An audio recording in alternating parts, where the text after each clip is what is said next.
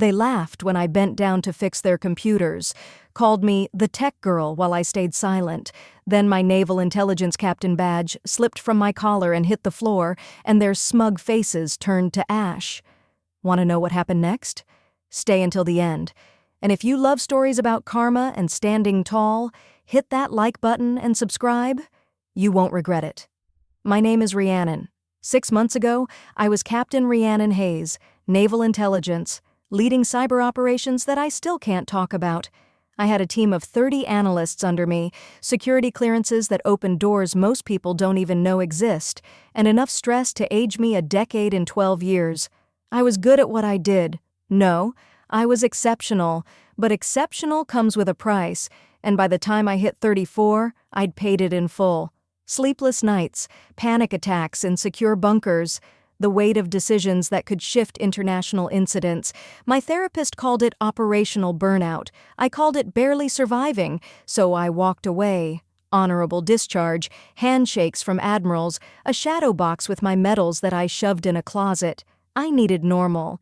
I needed to be nobody for a while, just to remember what breathing felt like without the weight of national security on my chest. That's how I ended up in a corporate IT support job at Meridian Tech Solutions, wearing a polo shirt with my first name embroidered on it, fixing password issues and unjamming printers. It felt like going from flying fighter jets to riding a bicycle. But maybe that's what I needed, something simple, something small, something that wouldn't follow me home at night. My first day, they introduced me as Rhiannon from IT support during the Monday morning meeting. Not my last name, not my background, just Rhiannon, the new tech person. I stood there in my business casual clothes, so different from the uniform I'd worn for over a decade, and smiled politely while people barely looked up from their phones.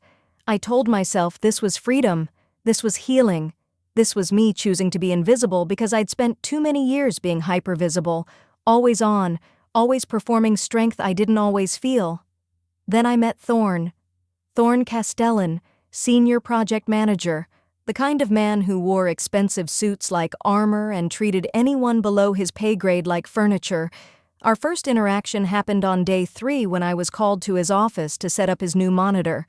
He didn't look at me when I walked in, just gestured vaguely at his desk while finishing a phone call. I worked quietly, professionally, the way I'd been trained to operate in hostile environments. Stay calm, complete the mission, don't engage unnecessarily. When I finished and stood to leave, he finally glanced up and said, "Thanks, sweetheart," with the casual dismissiveness of someone who'd never been told no in his life. Sweetheart. I'd led interrogations of foreign operatives. I'd briefed generals. I'd made split-second decisions that saved lives. And now I was sweetheart. But it was Marlowe who really set the tone for what was coming. Marlowe Chen, Thorn's protege, late 20s with the kind of aggressive ambition that tramples anything in its path. She had this performative confidence, the type that gets louder when there's an audience. I first felt her disdain during a department meeting when her laptop froze mid-presentation. She snapped her fingers, actually snapped them, and pointed at me in the back of the room. "Tech girl, fix this, now." Not my name, not please. Just an order, delivered like I was staff hired for her personal convenience. I walked up there, every eye in the room on me, and fixed her problem in 45 seconds. A simple cash issue. She didn't say thank you.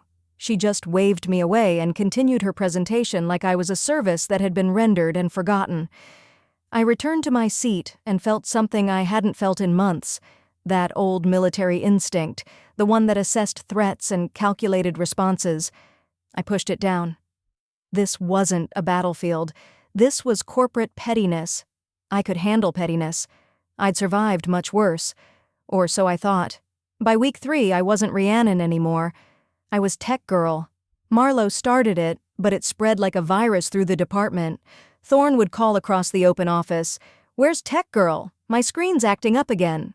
Others picked it up. Some hesitantly, glancing at me with apologetic eyes but saying it anyway, because that's what happens when the people in power set the tone. The ones who stayed silent weren't much better. They'd watch Marlowe snap at me, watch Thorne talk down to me like I was an inconvenience, and they'd just look away. I told myself it didn't matter. I told myself I chose this anonymity, but there's a difference between choosing to be quiet and being silenced. The breaking point came on a Thursday. A major system crash right in the middle of a presentation to our biggest client, a multinational corporation considering a 7-figure contract. Alarms blaring, screens going black, chaos erupting across 3 floors. I was pulled from my cubicle and rushed to the executive boardroom like I was being dragged to an execution. When those heavy doors opened, I saw at least 20 people crammed inside. The CEO, the executive team, the client representatives in their tailored suits. And Thorne, standing at the head of the table, his face purple with rage. "What did you do?" he shouted before I even reached the table. Not asked. Shouted. In front of everyone. "We have clients here, and you crash our entire network? How incompetent can one person be?" My face burned. The fluorescent lights felt like spotlights. Every eye in that room boring into me with judgment or pity or contempt. I could feel my chest tightening, that old familiar sensation of being under fire, except this time there was no protocol, no rank to hide behind. I was just the tech support girl who'd apparently ruined everything. I moved to the main console, fingers already working through diagnostics while Thorne continued his tirade behind me. "This is what happens when we hire bargain rate support staff," he muttered to the CEO, loud enough for everyone to hear.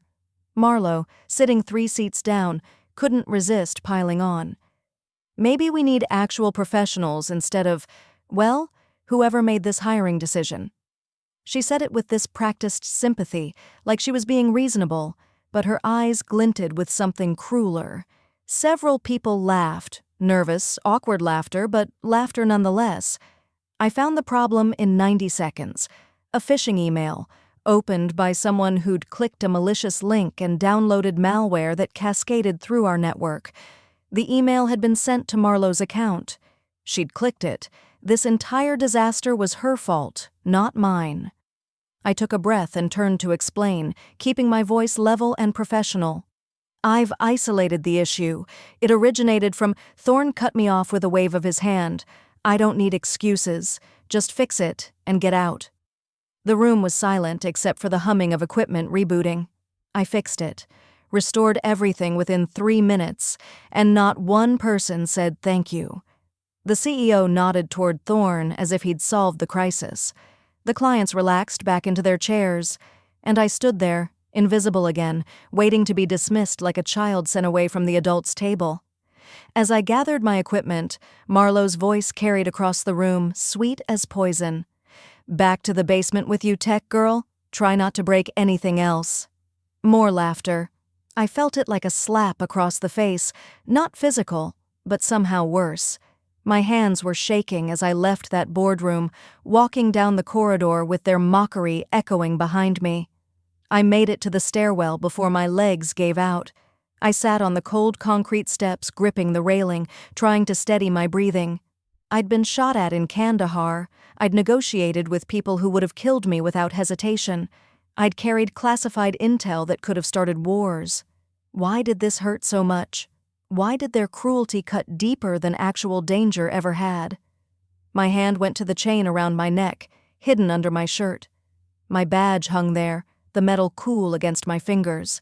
I'd worn it openly for 12 years. Now I hid it like a shameful secret. And suddenly, sitting in that stairwell, I realized something. I hadn't been healing, I'd been disappearing, and I was done. The all-hands meeting was scheduled for Friday morning, one of those mandatory gatherings where everyone files into the auditorium, coffee in hand, pretending to care about corporate announcements and quarterly goals. I sat in the back row wearing my standard IT polo shirt, blending into the sea of employees like I'd been doing for weeks. The lights dimmed, and our CEO took the stage with his rehearsed enthusiasm, talking about growth and innovation and partnership opportunities. Then he said something that made my spine straighten. "We're honored to have a special guest today, Commander Patricia Voss from Naval Intelligence, here to discuss our new cybersecurity partnership with the Department of Defense." The room stirred with interest. I watched Commander Voss walk onto that stage, her uniform crisp and decorated, and something twisted in my chest. I knew her. We'd worked together on a joint task force 4 years ago.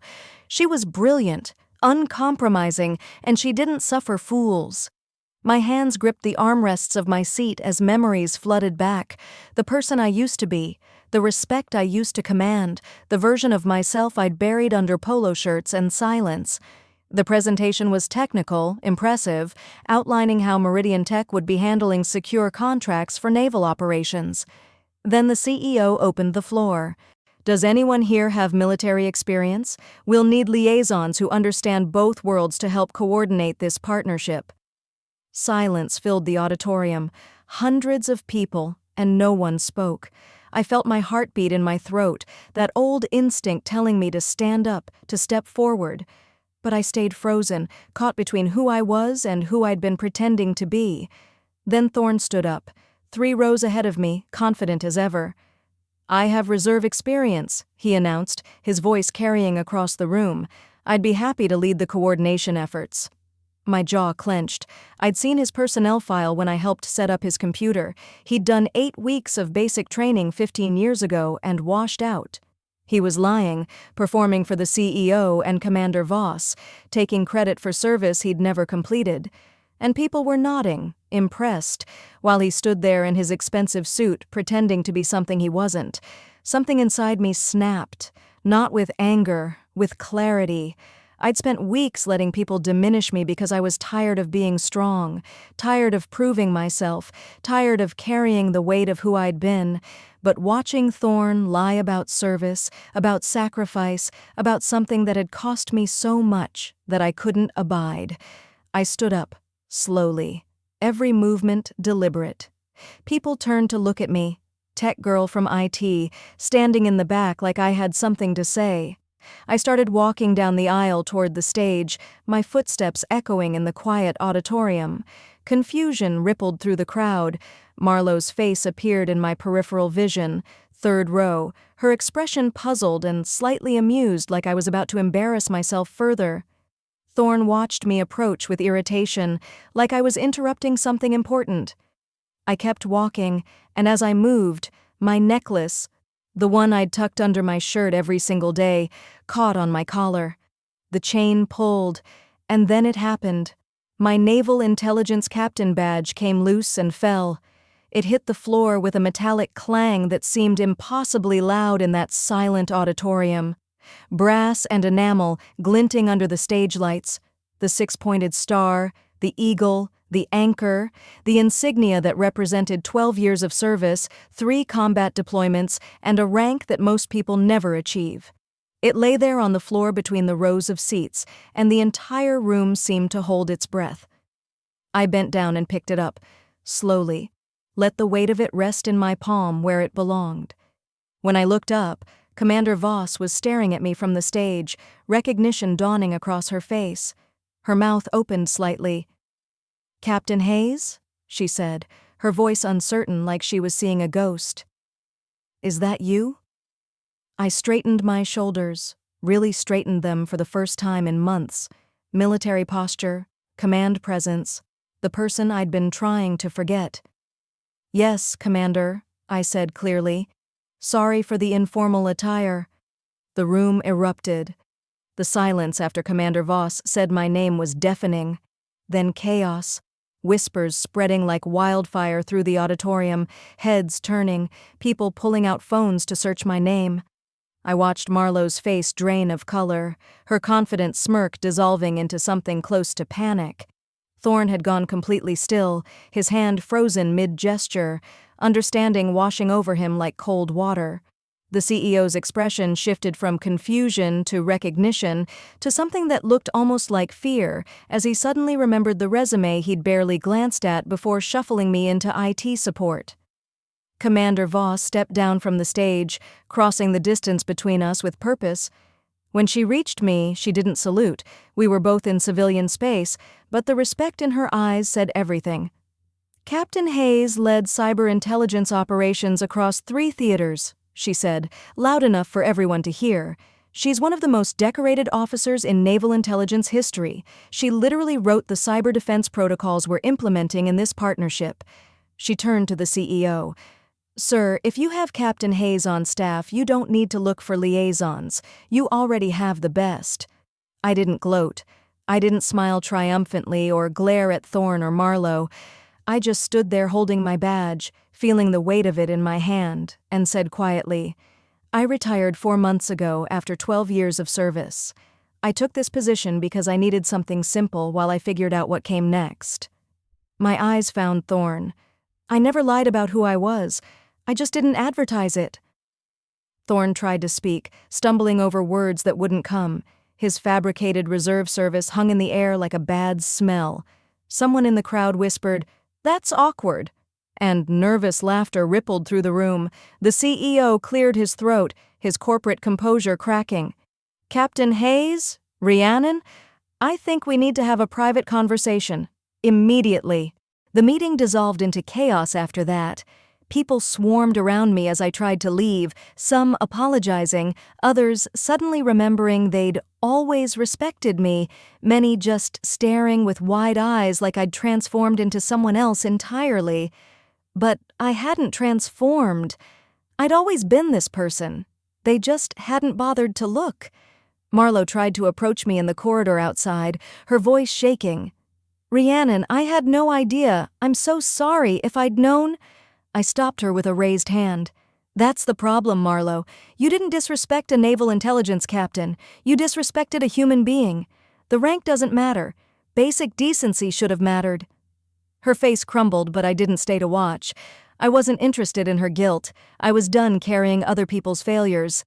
2 weeks later, everything changed.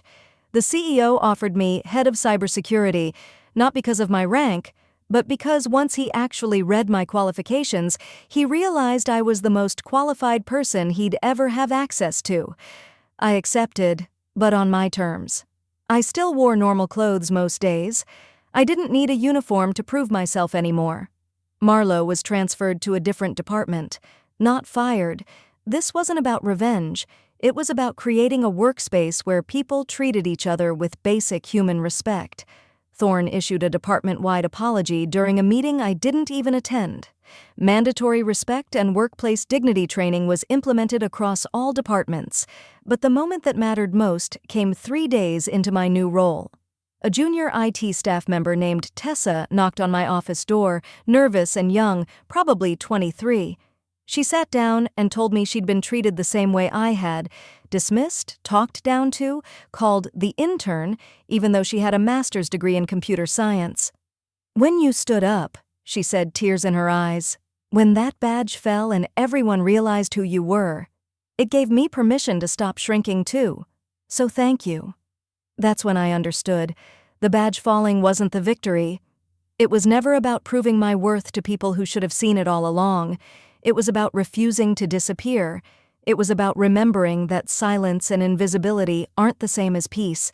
Sometimes healing doesn't mean becoming smaller. Sometimes it means taking up exactly the space you deserve. I didn't need the badge to prove my worth, but I needed to stop hiding from who I was. Respect isn't about titles, but sometimes people need to see the title to remember basic human decency. I'm not that rigid captain anymore, always on guard, always at attention, but I'm not invisible either. I'm just Rhiannon, and that's enough. Some people thought the badge falling was an accident. It wasn't. If this story reminded you to never judge a book by its cover, or that quiet people often have the loudest stories, smash that like button. Drop a comment telling me about a time someone underestimated you. And subscribe, because I've got more stories about underdogs who became top dogs. See you in the next one.